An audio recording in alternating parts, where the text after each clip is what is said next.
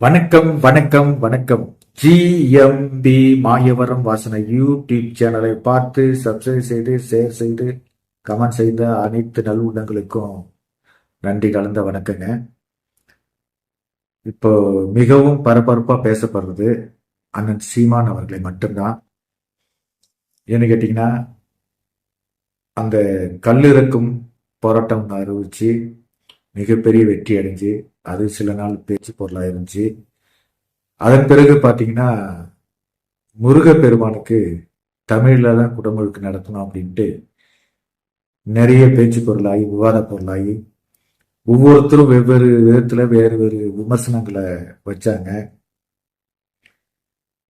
இப்ப பாத்தீங்கன்னாக்க ஆடு மாடுகளுக்கு மாநாடு இதுவரைக்கும் உலக அரசியல்ல உலக தலைவர்கள்ல இப்படி ஒரு தலைவன் யாருமே இல்லை. நம்மளும் திரைப்படத்துறையும் சரி அரசியலையும் சரி உத்து கவனிச்சுக்கிட்டு ஒவ்வொரு அரசாங்கமும் வெவ்வேறு திசையில பயணிச்சு மண்ணை பத்தியோ மக்களை பத்தியோ மரத்தை பத்தியோ மலைகளை பத்தியோ தண்ணீரை பத்தியோ பறவைகளை பத்தியோ பூச்சிகளை பத்தியோ யாரும் இது வரைக்கும் பேசி நம்ம கேட்டதில்லை. என்ன பேசுவாங்க? எங்க ஆட்சியில இந்த இதை செஞ்சோம், அந்த ஆட்சியில அதை செய்யல, நாங்க மக்களுக்கு ரோடு போட்டோம், மக்களுக்கு கரண்ட் கொடுத்தோம், தண்ணீர் வர வச்சோம் அப்படின்னு தான் சொல்லுவாங்களே தவிர முழுமையா ஒரு விஷயத்த அண்ணன் சீமான் அவர்கள் எடுத்தாங்கன்னா அந்த கையில எடுத்த விஷயத்த அப்படியே கடன்ட்டு தன்னோட முயற்சிகளை தன்னோட பயணங்களை தன்னோட போராட்டங்களை மக்கள்கிட்ட கொண்டு சேர்க்கறதுக்கு மிகவும் வல்லமையான ஒரு தலைவன்னா அது அண்ணன் சீமான் அவர்கள் தான். பல யூடியூபர்களை பாக்குறோம், காலையில மாலையில அண்ணன் சீமான் என்ன பேட்டி கொடுக்கிறாரோ, அவர் என்ன முன்னெடுத்து வைக்கிறாரோ அதை கிண்டல் பண்ணி அதை கேலி பண்ணி அதுக்கு ஒரு கேவலமான தலைப்பை வச்சு 2-3 யூடியூபர்கள் வயசே அண்ணனோட வயசு கால் தூசி கூட பெற மாட்டானுங்க, ரொம்ப கேவலமா பேசுறானுங்க. நக்கல் பண்ணி இடையில அண்ணன் பேசுனதெல்லாம் ஒட்டி கட் பண்ணி எல்லாம் போடுறானுங்க. அது மாதிரி நமக்குள்ளும் போட தெரியும். அவனுங்க இது வரைக்கும் யூடியூப்ல போடுற விஷயங்கள்லாம் அவனோட சேனல் பரபரப்பாகணும், சீமான திட்டணும், திட்டினாக்க ஒரு 400 ரூபா 500 ரூபாய் கிடைக்கும் அப்படிங்கிறதான் போடுறானே தவிர இந்த நாட்டுக்காகவும் இந்த மண்ணுக்காகவும் இந்த மக்களுக்காகவும் இன்னைக்கு என்ன அரசியல் நிலவரம் இருக்கு, இன்னைக்கு எப்படி மக்கள்கிட்ட அரசியல் போய் சேருது, எந்த அரசியல்வாதிகளுக்கு எத்தனை கோடி சொத்து இருக்கு, எத்தனை இடங்கள் இருக்கு, என்னென்ன அநியாயம் பண்றாங்க, என்னென்ன அக்கிரமம் பண்றாங்கிறது அதை பேசுறதுக்கு யாரும் இல்லை. ஏன்னு கேட்டீங்கன்னா அதை யோசிக்கிறதுக்கு அவங்களால முடியல. அவங்களுக்கு தேவை காலையில சீமான திட்டணும், சீமான கிண்டல் பண்ணணும், நக்கல் அடிக்கணும், அவர் பேசின விஷயங்கள்லாம் தவறா மக்கள்கிட்ட போய் சேர்க்கணும், அவனுக்கு வருமானம் வரும். இப்படிதான் செய்யறாங்களே தவிர நல்லா யோசிச்சு பாருங்க.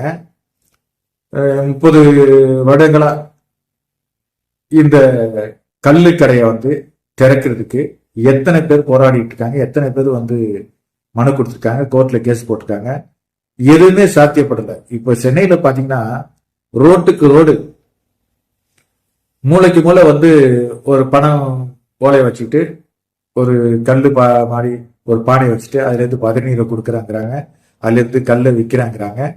இது எப்படி சாத்தியமானது? ஏதோ பக்கத்துல ஆந்திராவிலயோ இல்ல கேரளாவிலயோ அவங்க கல்லு இறக்கிட்டு அப்படியே கொள்முதல் பண்ணி விற்கிற மாதிரியே மக்களை ஏமாத்தி சம்பாதிக்கிறாங்க. இது காவல்துறைக்கு தெரியுமா தெரியாதா? இது எப்படி அனுமதிக்கிறீங்க? ஏதோ விவசாயி சின்னஞ்சிறு வியாபாரிங்க பழனின்னு சொல்லிட்டு விற்கிறானுங்க அப்படிங்கிறது ஓகே, நான் அவங்க வயிற்றுல அடிக்க நான் சொல்லல. இந்த சமுதாயத்துல இந்த தமிழ்நாட்டுல கல்லுக்கடைக்கு தடை போட்டு இத்தனை வருஷமா கோர்ட்டு கேஸ் அலைஞ்சு அந்த பனை ஏரிகள் கல் இறக்கி வாழ்வு நடத்துறவங்க அத்தனை பேரோட குடும்பமும் கேள்விக்குறியாச்சு. ஏன் அவங்க மேற்கொண்டு படிக்கலாம், மேற்கொண்டு இன்ஜினியர் ஆகலாம், டாக்டர் ஆகலாம், அதை தடுக்க சொல்லல, அது தடை கிடையாது. ஆனால் கல்லை இறக்கிறதுக்கு அனுமதி கொடுங்க. கல்லுக்கடை திறந்தா சாராய ஒழிப்பு முடியும்.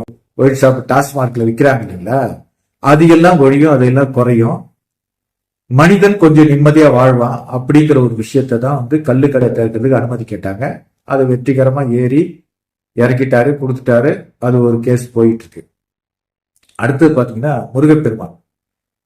முருகப்பெருமானுக்கு வந்து மொத்தம் 6 படை வீடு. எல்லா கோயிலுக்கும் நான் போயிருக்கேன். நான் இஸ்லாம்ல மாறுந்து ஒரு பக்கம் இருந்தா கூட சில விஷயங்களை தெரிஞ்சுக்கிறதுக்காக ஒவ்வொரு இடத்துக்கு போவேன். எந்த கோயிலுமே வந்து நம்மளோட பேர்ல வந்து அர்ச்சனை பண்ணுங்க, என்னோட ஃப்ரெண்டுங்கெல்லாம் அழைச்சிட்டு போவாங்க. நம்ம ராசேந்திர அண்ணன், நம்ம ஆனந்த் அண்ணன் அப்படிலாம் அழைச்சிட்டு போவாங்க. என்னோட நண்பர் சுகுமார் அழைச்சிட்டு போவாரு, என்னோட நண்பர் துரைராஜ் அண்ணன் அழைச்சிட்டு போவாங்க, என் நண்பர் பழைய நண்பர் பழனிசாமி அண்ணன் இருக்கும்போது பல கோயிலுக்கு என்ன அழைச்சிட்டு போயிருக்காங்க. அது மாதிரி ஷூட்டிங் போகும்போது பல கோயிலுக்கெல்லாம் போயிருக்காங்க. அங்க நம்ம வந்து இன்னாறு பேர்ல வந்து அர்ச்சனை பண்ணுங்க அப்படின்னாக்கா இப்ப கூட வைசம்பெல்லாம் என்னோட நண்பர் ராமமூர்த்தி அவர்கள் எல்லாம் அழைச்சிட்டு போனாங்க. அந்த நம்ம பேரை சொல்லுவாங்க தவிர அடுத்து அதுக்காக என்ன வேண்டிக்கிறாங்க, என்ன கேட்கிறாங்க இறைவன் கிட்ட அப்படிங்கிற விஷயம் நமக்கு தெரியாமலே இருக்கும். அப்ப தமிழ்ல பண்ணுங்கிறாரு. அப்ப தமிழ்ல பண்ணும்போது இது 12 வருஷத்துக்கு ஒரு முறைதான் வந்து இந்த கும்பாபிஷேகம் நடக்குதுன்னு சொல்றாங்க. அதுக்கு உடனே பிஜேபிக்காரங்க அவங்க ஒரு மாநாடு நடத்தி அது ஒரு பேசு பொருளாகி அங்க வந்து இஸ்லாம் மதம் இதாயிடுச்சு, கிறிஸ்டின் மதம் அதிகமாயிடுச்சு, இந்து மதம் கம்மியாகிட்டே போயிருக்குன்னு அது ஒரு கதையை சொல்லி எப்படியெல்லாம் வந்து அரசியல்வாதிகள் நம்ம மக்களை வந்து குழப்புறாங்கன்னு நீங்க நல்லா புரிஞ்சுக்கணும்.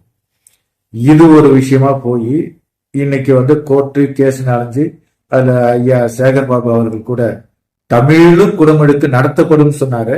அதுக்குதான் சீமானன் வந்து மிக வலிமையா எதிர்ப்பு தெரிவிச்சாரு. தமிழிலும் இருந்து கேவலமா இருக்கு, எங்களுக்கு பிச்சை போறியான்னு கேட்டாரு.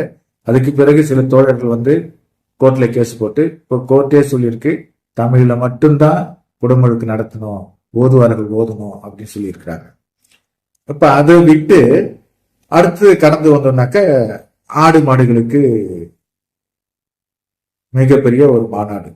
இதுக்கு 2 பேர் சொல்றான் கிறுக்கன் கிளம்பிட்டான் அப்படின்னு போட்டிருக்கான். அந்த முட்டாளுங்களை நான் கேட்கிறேன், ஏண்டா உனக்கும் சேர்த்துதாண்டா அவர் கத்துறாரு, உங்களுக்கும் உங்க பிள்ளைங்களுக்கும் உங்க சங்கதிகளுக்கும் சேர்த்துதாண்டா அவர் கத்துறாரு.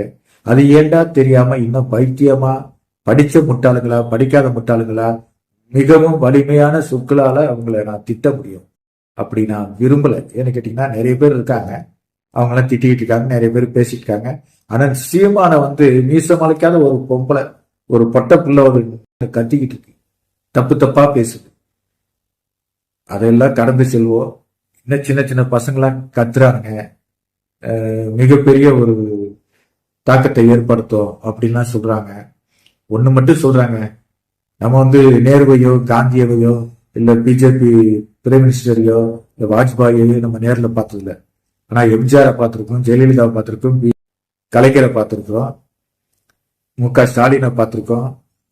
இத்தனை பேரும் நம்ம பார்த்துக்கிட்டு வரும்போது இதையெல்லாம் குற்றம், இதையெல்லாம் தப்பு அப்படின்னு நம்ம உணர்றதுனாலதான் இந்த விஷயங்களை நம்ம சொல்றோம். அப்படிப்பட்ட தலைவர்கள் இதுவரைக்கும் ஆடுகளுக்கும் மாடுகளுக்கும் மாநாடு நடத்துறது கிடையாது. அப்படி நடத்துறத வந்து எல்லாரும் பாராட்டணும், அதை வந்து வரவேற்போம். மண்ணுக்கும் மனிதனுக்கும் பறவைகளுக்கும் ஒரு உறவு கிடைக்குதுன்னா சீமான் அவர்களால மண் மனை மண் பறவை செடி கொடி நீர் நிலம் அனைத்துக்குமே வந்து பாதுகாப்பு கொடுக்கிற ஒரே ஒரு ஜீவன் யாருனாக்க வருங்காலத்துல செந்தமிழ் சீமான் அவர்கள் மட்டும்தான். அதை வலிமையா நான் சொல்லிக்கிறேன். GMB மாயவரம் வாசனை யூடியூப் சேனல் அப்துல்லா நன்றியுடன்.